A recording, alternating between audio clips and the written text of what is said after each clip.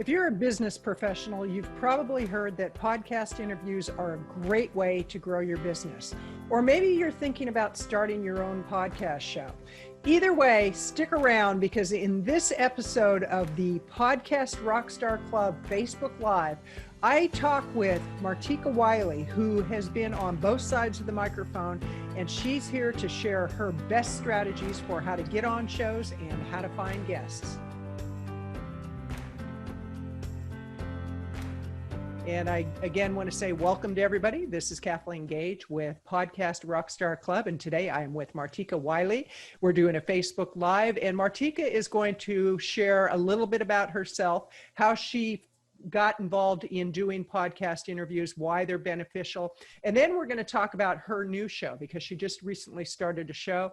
And how many episodes have you dropped on that so far, Martika? I believe 8. Okay, wow, that's amazing. Because I remember when we were first starting to work on putting this together for you. And for those who aren't familiar with the terminology, to drop a show means that you've actually put it up and people can watch it. So let's start with you telling people a little bit about yourself, what you do in your business, the book that you've written, and why you started getting involved with podcast interviews. Well, thank you, Kathleen, first of all, for having me. Well, it all began with a book. I wrote a book several years ago, and I'm trying to put it out there. Of course, there's many different ways to do it. And after trial and error for many years, putting a website out, trying to reach people, let them know about my book, I got an email. I believe it might have been one of your affiliates or associates through podcasts, how being on podcast shows are free and you can get your message out there. So that interested me at first. I didn't feel that I was ready to be on podcasts, but as time went on, I thought, yeah, this might be the way to go because everything else seemed to be a really time consuming, a lot of money involved. But once I took, some of the webinars that you had and kind of went through the modules and what to do to get be on podcast shows, I found that very interesting and informative. And after being on about 3 or 4 podcast shows, I decided to go ahead and do my own show because Kathleen is such an awesome coach and she's very motivating. Even though I didn't feel ready to have my own show, I thought, you know what, having my own show might be easier than being on other people's shows, even though I enjoy being on other people's shows. But let me stop you there and ask you that. Is it really that much easier to have your own show, or is it easier to get on shows, in your opinion? In my opinion. Well, I guess it depends. There's got to be some follow-up. That you have to be suited for the show. You have to listen to the show. When you email the podcast host, let them know that you've listened to an episode, which episode, how you felt about it, what you can contribute, and then send in your information upon request. Mm-hmm. And after doing this a few times, it wasn't as consistent, I guess, as I had hoped it would be. Right. And I just wanted to meet more people. I don't know. I just decided to go with doing my own podcast show. And of course, I'm still looking to be on podcast shows, but right now I'm still kind of booking people to be on mine. So I have enough kind of in the can so that I could focus on being a guest on other people's podcasts. Okay, well, let's take a step back here and let's look at the whole issue of starting a show compared to being on shows, and let's get into what your subject matter is when you're looking to be on a show. Specifically, what is your area of expertise? I have a podcast called Grieve with Ease. Mm-hmm. Help people with the grieving process because my book is based on my life. It's an autobiography, and I talk about death quite a bit. I lose quite a few family members mm-hmm. in the story, and so I just kind of came to the conclusion that I really have a lot of experience with death and loss, and I can help a lot of people with death and loss. And I had been, but didn't realize that's what I was doing until it really kind of came to the forefront where this is how I could help serve. Right, right. Well, and right now, what an incredible time to serve at the highest level and the deepest level because of what's going on with COVID. Mhm. And now, when you look for shows, how do you usually start? Because how many shows would you say you've been on? I've been on three, but I did one Okay, twice because the recording kind of got messed up, so we okay. redid it. Okay, Yeah. so you've been on three and you've done eight of your own. Yeah. When you first decided to get the podcast interviews, what would you say was your greatest barrier to entry? What was the one thing that was holding you back? As a guest, Yes. as a guest, um, I guess the only thing holding me back was really I didn't have a lot of experience in Okay. interviews, so that kind of made me nervous. But having a great coach like yourself saying, as long as you can hold a conversation and you know what you're talking about, then it's that simple. You Right, have great right. contact. Yeah. Okay, and when you look for shows to be on, what's your process that you go through to find the shows and then to actually pre-qualify whether the show is a fit for you and you're a fit for the show? Well, I researched through going through directories, the podcast directory that you sent. Hmm. There's also Podit. I researched through Podit, and I kind of just look at not just the title, but exactly what part of grief. If it's something personal, if it's something that I could share that I have personally experienced, then Okay. I'll reach out to the host and see. I will share with them my experience, my one sheet and information to see if that's a good fit.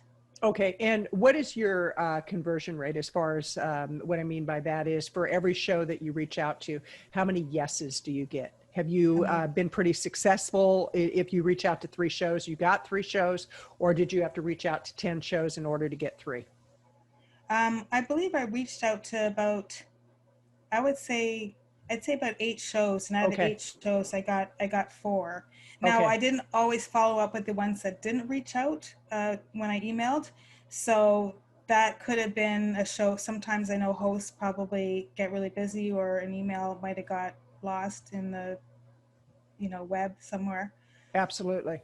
Absolutely. Well, I had a situation yesterday where I was talking with a somebody new to the podcast Rockstar Club, and we were talking about her son being plant-based. And she said, "May I introduce you to my son?" And he's completely plant-based, raising his child as a plant-based child, and absolutely free of meat. And when she said that, I said, "Absolutely, I would love to talk with him." Within 10 minutes of us finishing our conversation, I got an email from her son. He said, "I heard that you're looking for people for your podcast show. What do you require?" And so I sent him a link to book a call, and it was that quick that we actually started the process. And sometimes it is that quick, other times you have to do the follow-up, because I had another situation where I had two people at the same time. This was really bizarre, but both of them apparently had reached out to me. I didn't see their message. They both reached out again on the same day. So I'm wondering, okay, were they in cahoots about this? But quite seriously, it was just kind of a, one of those things. But they reached out again, and I said, great, let's book you for a pre-interview call. Now, speaking of which, pre-interview calls, how many of the shows that you were on had the requirement that you did a pre-interview call? Um, I think maybe one of them. Okay, okay. Yeah, So most just booked you right away. right away. They did. I requested a pre-interview because I wanted to know more about their show. And Okay. with the one, he says, "No, I kind of work kind of like you would just do the interview. There's none of this pre-interview." I guess maybe he was so busy or really confident in me. So, Okay. Okay. yeah, it was just, and it was aired as well. It was Mind TV, I think, Okay. That with was with Matt Matt. Napo. Yeah, Yeah, yeah, yeah, he's a great guy. And he he's is. He so is. skilled at what he does. I mean, anybody who gets on his show, you have a great time. You Yeah, never know where the conversation's going to go. yeah. And he often, if he really likes a guest, he'll invite you to be back on a second time, Mhm. which actually leads into what you look for as a host. When you have people on your show, now you've done 8 shows, 8 episodes, and I was on one of them. And what do you look for in your guest, and what's the best approach that a guest can have for you as a host? Well, what I look for in a guest is somebody who's lost somebody, because the show is called Grieve with Ease, and it's very important that they've lost somebody, they've gone through the grief, and they've somehow come out of it better. Not that grief ever goes away, but just as a better person, what they've learned that could help other people. I love personal stories. I believe personal stories are the best, because we can get into the technical part of the grieving process, which is, you know, the denial and anger and acceptance and bargaining and the rest of that. But I find, I mean, all that kind of information I do have on my website, but it's the personal stories. And I find, because of the subject is a heavy one, death and loss is such a heavy subject, that if people recently lost somebody, they're not inclined to want to go on my show, which I Right. understand, because I do want, I do want meat. Sorry, pardon, because I know you're a plant-based eater, but I do want, I do want the meat. I Oh, go want for the good, turkey. sorry, That was a sorry turkey about call. that. Oh my gosh, I've been trying to avoid that kind of conversation. You're plant, and I'm trying to be more plant-based. But yeah, I find stories that have a lot of information and heart in it help other people, because I just find you learn more from the stories than you would from, you know, the technical way of Absolutely. having to deal grief, all the different techniques that you can to get rid of the anxiety, the anger, and there are Right. lots, there are Right. so many out, and I've been really enjoying talking to the different type of people that have their own different techniques of how to release the pain, whether it's through tapping, whether it's through Hmm. um, learning about past life pain, past life Right. grief, and of course, you know, there's so many other different ways, but to hear people's stories and how they got through it, it just makes you feel like, oh, okay, so I am okay, I'm not crazy, you know, to have all these Right. feelings, or to think Right. suicidal sorry thoughts after somebody that you cared for or you Absolutely. You know, really close with. and I think right now it's so important for you to get your message out there, because when I watch the news and I see that there's an elderly person in the hospital, and they're literally on their way out, and they're transitioning, and their children can't be with them, or their Mm-hmm. grandchildren, I literally, it rips my heart out, because I was there when my mother passed and when my father passed, and I think for me that's one of the most painful aspects of all that's going on with COVID. And you had mentioned the levels of grief. There's the denial, the anger, the all the 5 levels, and I believe it was Elizabeth Kubler-Ross who first introduced that. And her book on death and dying, a classic, which I highly encourage people to get.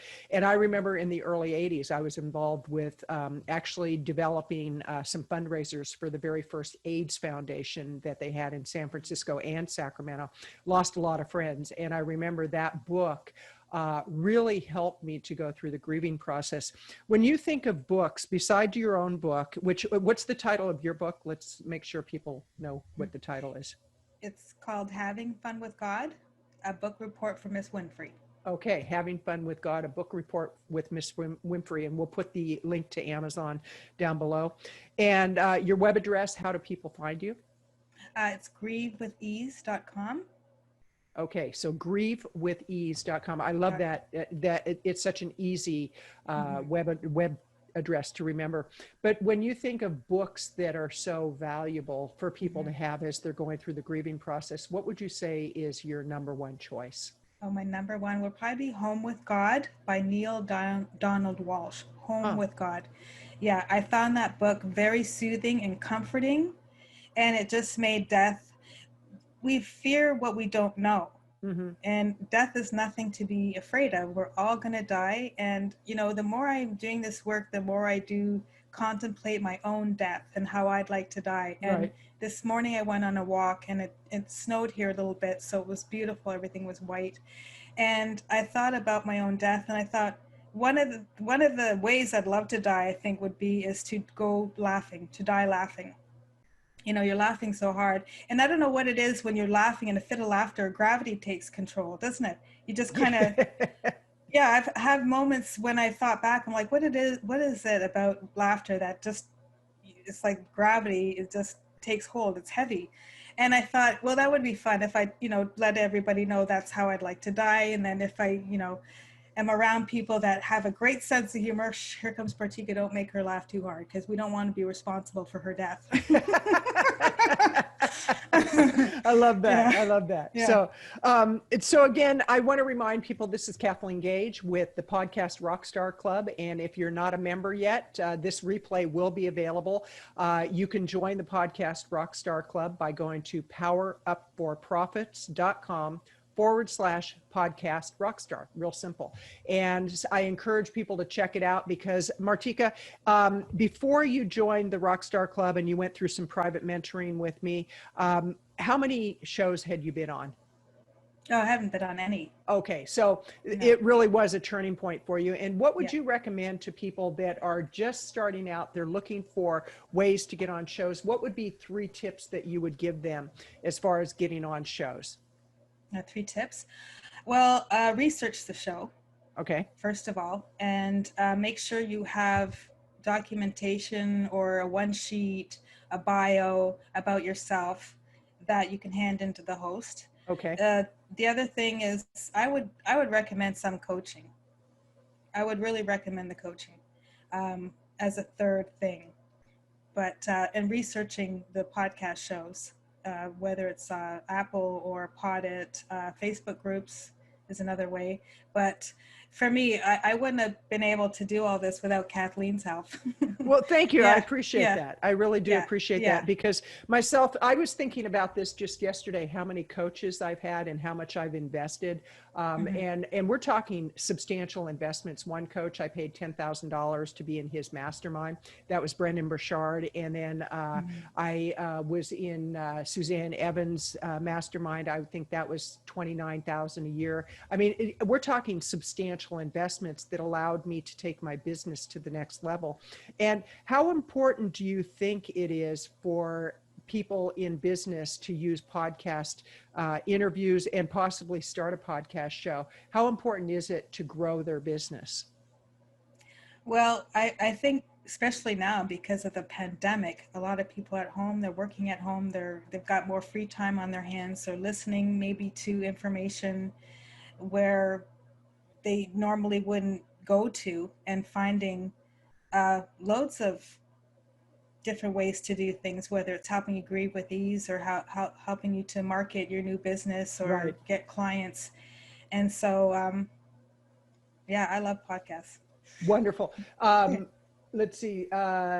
Gerald says, I got your message about having a media page linked to my website. If you have a chance, can you say more about having a media page? I haven't started the modules yet. So, okay, great.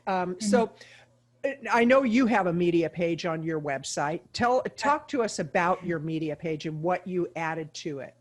Well, right now it's a work in progress. I wanted to get it up and running before this actually live, but I'm almost done. I just have to work on the bio. I have to go back a few modules to look at how to do that. So, but the media page I think is so important because that's where your potential hosts or guests will look on your page. And so I've got my podcasts up on my page. So if anybody wants to listen to the podcast just to get a feel of my show, they're available on the media page. Okay.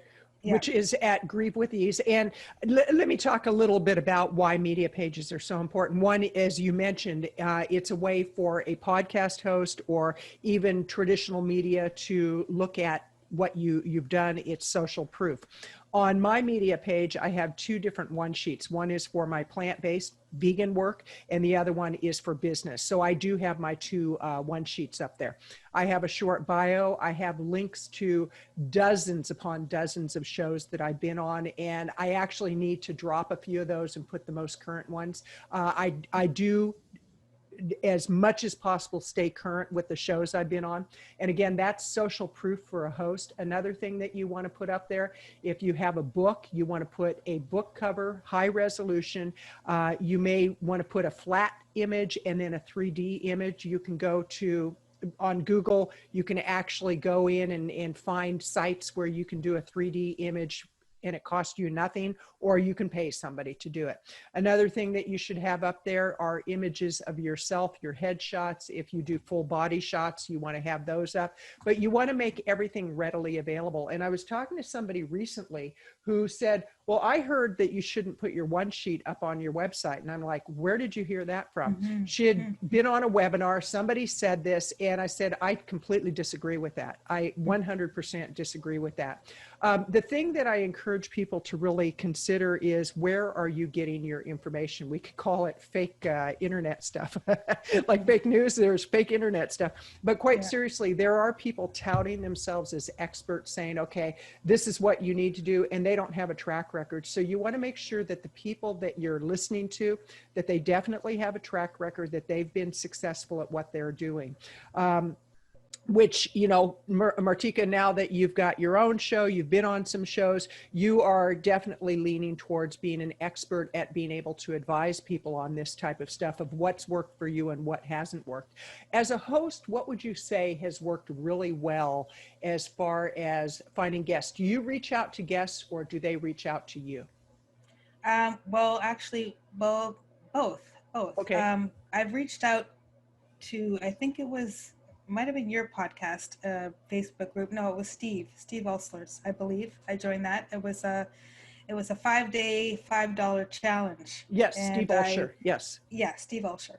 And I just posted in the group that I'm launching my new website, not website, podcast, and Grieve with Ease. And I was looking for anybody who's interested in being a guest on the podcast. And I had such a great response. I had 13, That's amazing. That is amazing. And so that kept me busy for a good month and a half.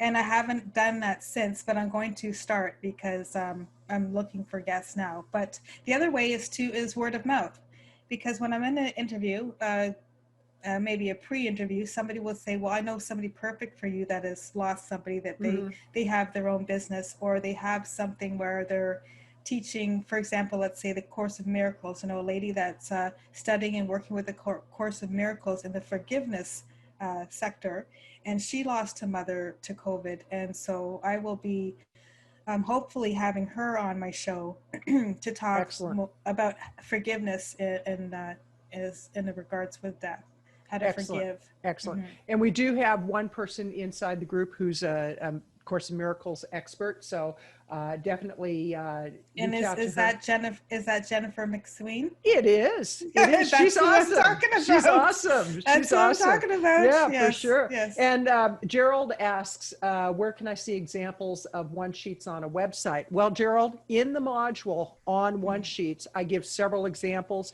You can go to Grieve with Ease, and you can look at Martika's media page. You can go to the food codes. That's thefoodcodes.com. That's Lana Nelson, and underneath her home tab is her media tab. You can go there to see her one sheet. You can see Stroke Forward. That's Marcia Moran at Stroke Forward. She had a stroke when she was 49 years old, and she's got a phenomenal website. She's got a phenomenal story, and she talks about how to thrive after having a stroke. So those would be some examples. You can go to powerupforprofits.com. You can go to my media page, see both of my examples. So there's plenty of examples. And again, it's definitely in the module. So those are great questions, Gerald. Thank you. So Martika, what do you see for yourself moving forward in 2021? Let's get through 2020. Oh my gosh. Yeah. What do you see for yourself as a show host and as somebody who really is committed to helping people through the whole grieving process? Well, that's a good question. I hope to add to my teaching online courses, an online course, just in case people want to learn more, or they need to go through all the steps and kind of see where they're at with the grief, as well as just having all kinds of guests on my show. I'd love to have people that are mediums, that see, because I know people that one of the first things that people are concerned about when they lose somebody they love is, are they okay? Right. You know, I'm part of a grieving grieving mothers or grieving daughters from mothers. And a lot of the comments are like, everybody in my family has seen my mother, but I haven't in the dreams. And so, just seeing the other person, even if it's in dreams, tends to bring some kind of comfort that they know that they're okay. And right now I'm in the kind of just the baby stages of my podcast. And so I'm kind of open to all kinds of possibilities. I've got lots of ideas of how to, make the show very appealing to people. Right, So right. right now I'm just kind of taking the feedback, but I am also noticing I'm getting a lot of women on my show, which is great, but where are the men? So I'm trying to somehow, bring in more men. I think I only had one, Chris Patterson. Right. And I reached out to his friend, Frank King, who is a Oh yeah, yeah. suicidal specialist. I want him on my show to help with the suicide prevention, because there's a lot of suicides. I had a conversation just the other day. I just ran into a friend outside. Well, I was out, and she mentioned all the suicides that are happening right now, that are going unreported. They're not, you won't see that or hear about it in the news, but there's somebody that you may know that has been affected by somebody that commits suicide. So I really want to kind of help in that area as well. Excellent, excellent. Well, and I do know that suicides are on the rise. I happen to know Frank King, so I'll reach out to him and say, hey, dude, get it together and contact Martika. Come on. Yeah. And because he's great. He's been on a lot of TED Talks, and he's a stand-up comedian. And he actually does stand-up comedy around suicide, because he talks about his own journey of being very suicidal, in depression and all that. And I think right now it's really important for all of us to understand that people are going through some tough times. And sometimes the best thing to do when somebody loses somebody is to just let them know you're thinking about them. I can recall that when my mom was ready to make her transition, somebody says, I'll pray that she gets better. And my mom was so sick and she wanted to leave. I mean, my dad had passed away. They were together well over 60 years. And I said, please don't. I said, pray for the right thing to happen, because, it's like sometimes we think that by saying, oh, you shouldn't feel that way, or you'll get over it, or they're in a better place. That's not always what we want to hear, so I really appreciate what you're doing. And I want to thank the people who have listened today. And for those of you who are interested in the podcast Rockstar Club, again, we'll have the link below, but you just go to powerupforprofits.com/podcast Rockstar. That's powerupforprofits.com/podcast Rockstar. And to learn more about Martika, to find out about her show, to find out if you would be a great guest for her show, go to grievewithease.com. That's grievewithease.com. And Martika, in closing, are there any final thoughts that you have for the people that are watching and listening? Well, final thoughts. Well, just that if you're thinking about doing your own podcast show, Kathleen Gage is the best coach. Thank you. And I want to thank you personally for this, because I'm feeling more and more that this is what I need to do. We've had conversations from the past that I kept saying, I need change, I need change, I need change. And I knew I was the one to create that change, although I didn't see a door at the time of the room I was in, and I finally saw the door. So I feel free somehow. and I'm really looking forward to doing this and really putting all my effort into it. Well, and I appreciate that. And one thing I have to say is you've been doing the footwork, and it's been delightful to work with you, because we started from your idea of, I want a podcast show, and we actually created the whole thing going along, and you did the work. I mean, I guided you, but you did the work. So I really encourage people, if you do want to have a show, contact me and we can have that conversation, because not everybody is supposed to have a show. It does take work. It takes a lot of work. And the big thing, I was reading something recently about success and what does it take to succeed? Not quitting. So you got to make the commitment and keep going. So Martika, thank you so much. And for those who watched on the live, thank you. And this will be up, and you'll have the replay, and you'll be able to listen to it at your convenience. Have a great day. Bye-bye. Bye.